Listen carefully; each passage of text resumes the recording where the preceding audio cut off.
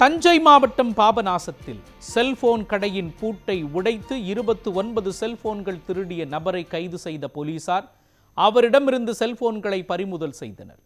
தஞ்சாவூர் கும்பகோணம் தேசிய நெடுஞ்சாலையான பாபநாசம் மெயின் சாலையில் Sukaila Nachiyar mobile sales and service என்ற செல்போன் கடை இயங்கி வருகிறது.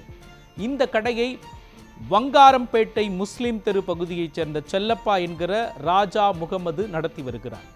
ராஜா முகமது கடையில் கடந்த 17ஆம் தேதி பூட்டு உடைக்கப்பட்டு 12 ஆண்ட்ராய்டு டச் போன்கள், 17 பட்டன் போன்கள், 18 ஏர் போன்கள், பழுது நீக்குவதற்கு வந்த ஒரு டச் போன் என 2 லட்சம் ரூபாய் மதிப்பிலான பொருட்கள் களவு போனது.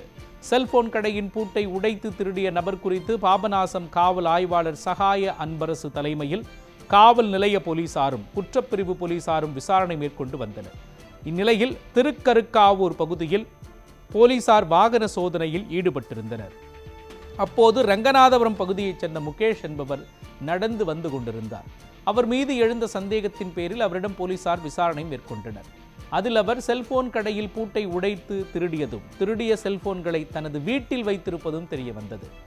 உடனடியாக முகேஷ் வீட்டுக்கு சென்ற போலீசார் திருடப்பட்டு வீட்டில் அடுக்கி வைக்கப்பட்டிருந்த அத்தனை செல்போன்களையும் பறிமுதல் செய்து அவரை கைது செய்து நீதிமன்ற காவலில் ஒப்படைத்து சிறையில் அடைத்தனர்.